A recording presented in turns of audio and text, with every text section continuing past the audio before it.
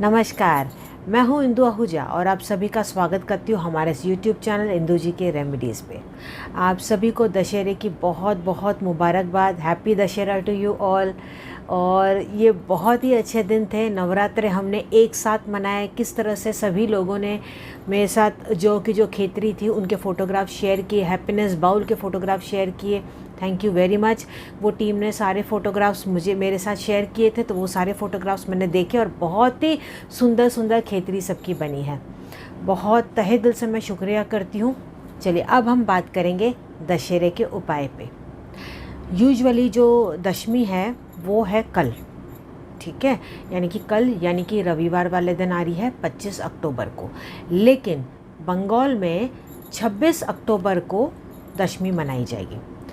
अब कल है दशहरा, ठीक है। अब दशहरे वाले दिन आपको क्या ऐसे उपाय करने चाहिए जिससे कि आपके जीवन में परिवर्तन आ जाए।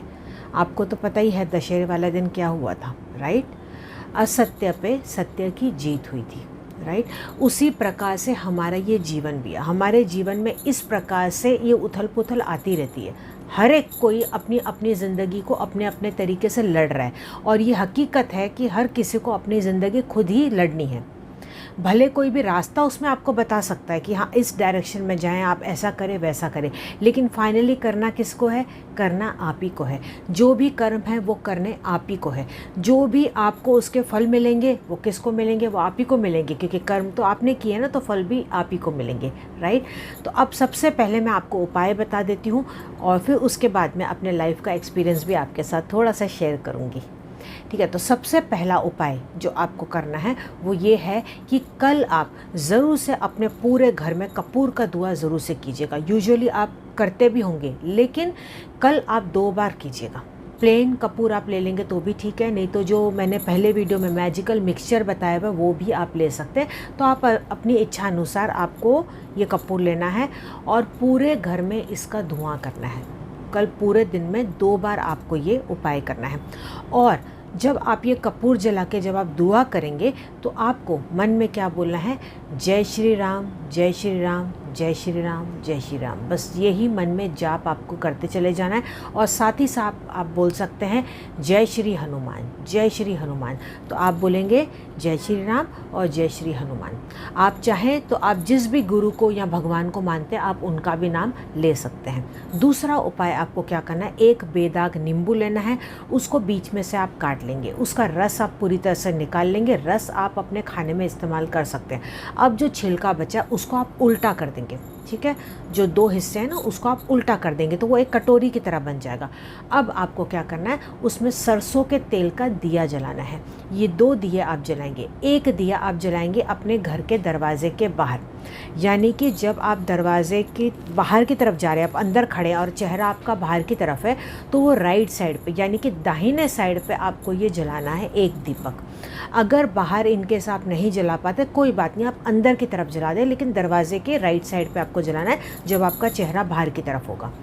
दूसरा जो दिया है वो आपको जलाना है घर की दक्षिण दिशा में, ठीक है। ये जो उपाय मैं आपको बता रही हूँ दिए वाला, ये कल आपको सांझ होने के बाद यानी कि सनसेट होने के बाद कभी भी आप ये कल कर सकते हैं। तो आपको जो छिलके हैं उसको क्या करना होगा? दूसरे दिन आप कहीं पे भी मिट्टी में इसको दबा दीजिए। आप घर के अंदर गमले के अंदर भी दबा सकते हैं या घर के बाहर पे भी कहीं पे भी जाके इस छिलके को जाके दबा के आ सकते हैं। ये करना है दूसरा उपाय। तीसरा उपाय, कोशिश कीजिएगा कि कल के दिन आप अपने घर में लौकी की सब्ज़ी ज़रूर बनाएं।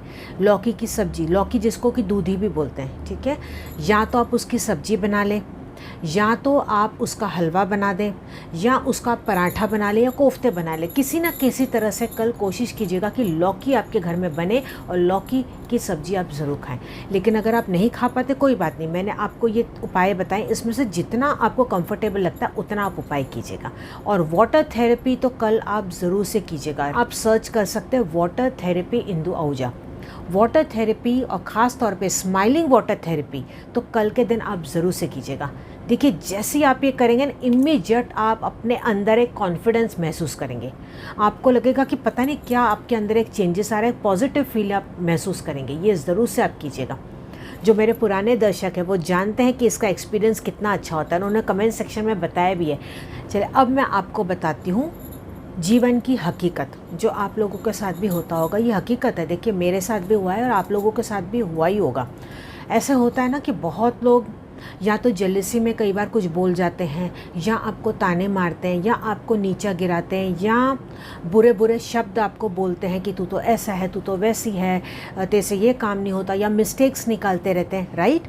ये ऑलमोस्ट ये सभी के साथ होता है, किसी ना किसी तरह से आपने भी इसका सामना किया होगा। लेकिन देखिए ये अब आप पे डिपेंड करता है कि आपका नज़रिया किस तरीके से। देखिए आप लोगों को तो बदल नहीं सकते, तो ऐसे में आपको अपने अंदर झांक के देखना है।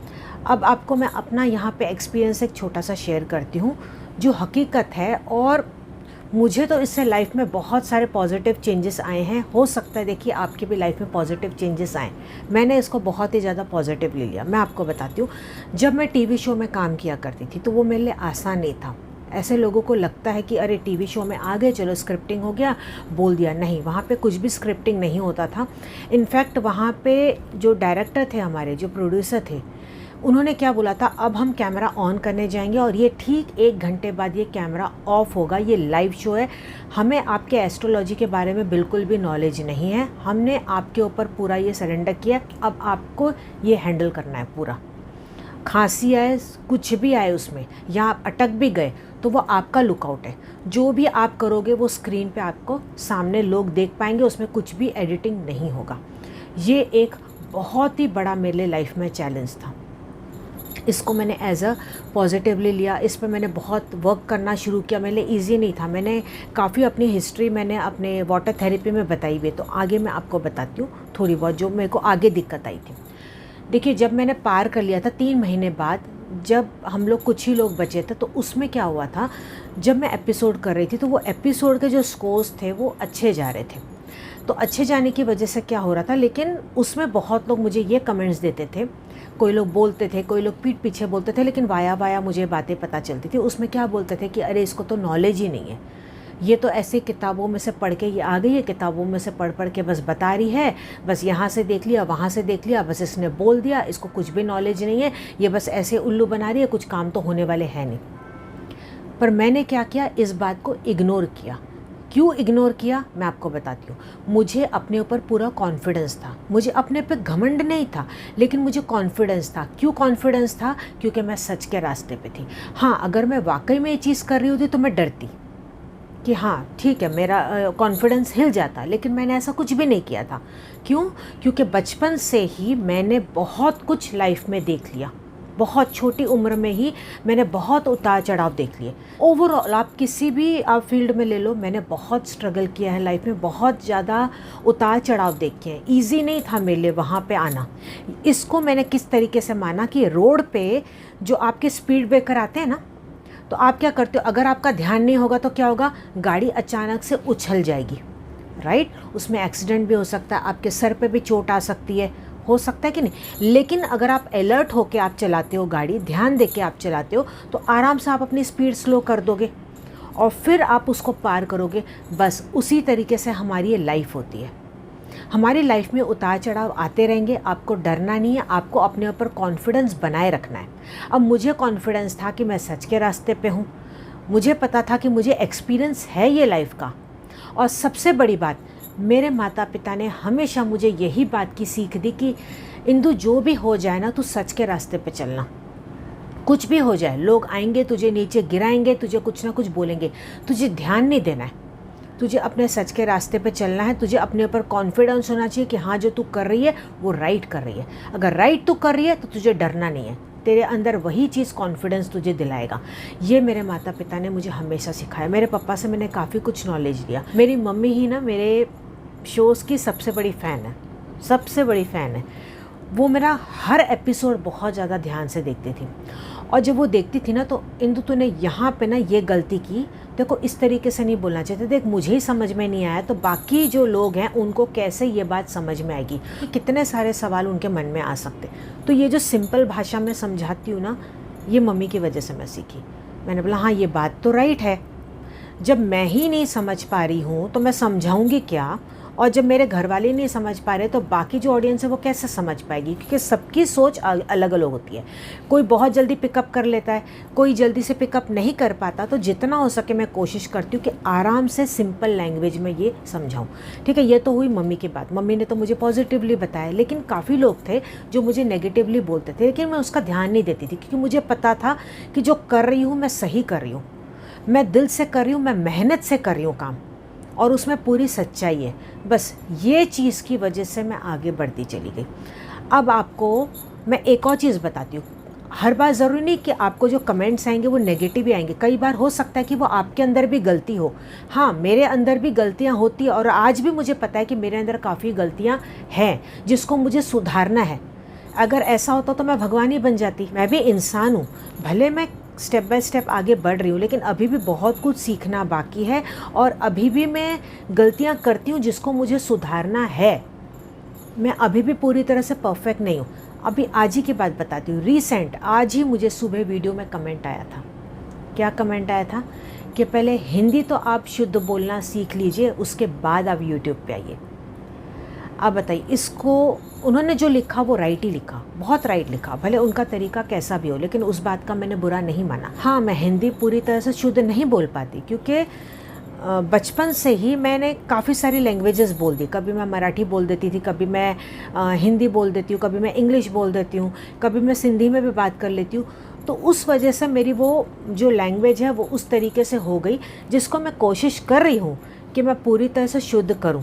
ठीक है, इसको मैंने बहुत ही पॉजिटिवली लिया। हाँ, ये अच्छी बात है, हिंदी शुद्ध होना बहुत ही ज़रूरी है। आपने देखा होगा कुछ कुछ मैं शब्द अब कोशिश भी कर रही हूँ बोलने की। तो ऐसे में आपके लाइफ में भी ऐसे कोई ना कोई टिप्पणियाँ आती होंगी, कमेंट्स आते होंगे, या आपको कोई पीठ पीछे बोलता होगा, तो आप उसको बुरा ना माने। पहले आप अपने अंदर झाँकें, अपने ऊपर घमंड ना करें। बहुत लोग क्या करते हैं, ये भी आपको एक बता दूं, एक ये पतले धागे की तरह ये एक फ़र्क होता है। बहुत लोग अपनी गलती मानते ही नहीं है, मन में मानते ही नहीं है। वो अपने ईगो में रहते हैं, या वो अपने प्राउड में रहते हैं कि नहीं, इसने तो मुझे ऐसा बोल दिया। नहीं, ऐसी बात नहीं, ये तो मेरे अंदर बात है ही नहीं। नहीं, ऐसे नहीं कीजिए। भले आप सामने वाले व्यक्ति को शो ना करें, लेकिन एक बार शांति से आप अपने कमरे में बैठ जाएं और अपने आप को स्टडी करें, खुद को पढ़ें। खुद को पढ़ें, आप खुद क्या हैं, आपने पूरे दिन में आज क्या किया, किसके साथ कैसे बात की, आपके मन में क्या विचार आए। एक दिन, मैं बोलती हूँ मेरे कहने पे सिर्फ एक दिन आप रात को ये बैठ के शांति से आंख बंद करके सोचिएगा, बिना किससे बात किए, मोबाइल को अपने साइड रखिए। तब आप अपने आप को स्टडी कर पाएंगे, तब आप अपनी गलतियों को जान पाएंगे, तब आपको ये जो कमेंट्स आएंगे ना, आप उनको पॉजिटिवली लेंगे। तो आपको पता चलेगा कि किससे सीख लेनी है, किसको इग्नोर करना है। तो इसी तरह से कमेंट्स आते रहेंगे। कुछ लोगों के जेलसी में भी आएंगे। तो आपको क्या करना है, आपको अपने आप को रीड करना है, अपने आप को स्टडी करना है, शांति से अपने आप को पढ़ना है। एकदम से अपने आप को उछालना नहीं है हवा में। सॉरी, आज ये बहुत बड़ा आप लोगों को ये लेक्चर लग रहा होगा, लेकिन आज ये मैं दिल की बात आपको बता रही हूँ। और ये दशहरे वाला दिन है, तो मुझे लगा कि ये बहुत ही अच्छा दिन है। ये अपनी बात में, अपनी लाइफ की एक्सपीरियंस आपके साथ ये शेयर करूँ। बहुत लोग मेरे से नॉलेजेबल भी हैं, बहुत कुछ मुझे सीखना भी बाकी है, अभी काफ़ी कुछ बाकी है।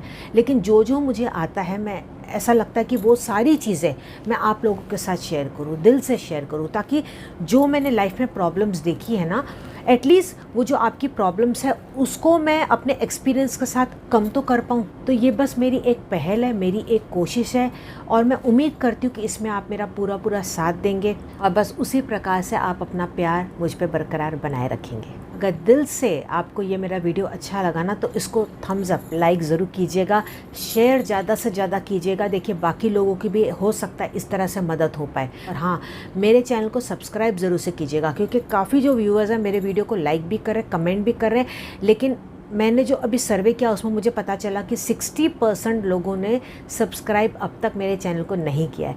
तो नीचे देखिए रेड कलर का बटन में लिखा हुआ दिख रहा है आपको, सब्सक्राइब, वहाँ पे आप प्रेस कर लीजिए। जैसे आप वहाँ पे प्रेस करेंगे तो वो काला रंग का हो जाएगा, वो हो जाएगा सब्सक्राइब्ड। इसका मतलब आपने सब्सक्राइब मेरे चैनल को कर दिया, और वो केवल एक ही बार आपको करना होता है। और हाँ, मेरे नए चैनल इंदु आहूजा को भी मैं उम्मीद करती हूँ कि आप उतना ही ज़्यादा प्यार देंगे जितना आपने इंदु जी के रेमेडीज़ चैनल को दिया। और हाँ, जैसे ही आपके जीवन में परिवर्तन आए तो मुझे कमेंट सेक्शन में ज़रूर बताइएगा, मुझे बहुत ज़्यादा दिल से खुशी होगी। एक और मुझे इन्फॉर्मेशन आप लोगों को देनी थी, वैसे तो वो स्टार्टिंग में बता दिया जाता है मेरे जो बाकी के वीडियोज़ हैं उसमें मैं आपको ये बता दूं कि जब भी अगर आपको अपॉइंटमेंट लेना भी है, वैसे तो वो लास्ट ऑप्शन है, लेकिन अगर आपको लेना भी है तो आप केवल व्हाट्सअप कर सकते हैं मेरी टीम को, वहाँ पे कॉल्स उठाए नहीं जाते, तो व्हाट्सअप के थ्रू ही आपको सारी इन्फॉर्मेशन मिल जाएगी। मिलते हैं अगले वीडियो में, तब तक आप अपना पूरा ध्यान रखिएगा। I wish you all the best, God bless you, जय माता दी, नमस्कार एंड हैप्पी दशहरा।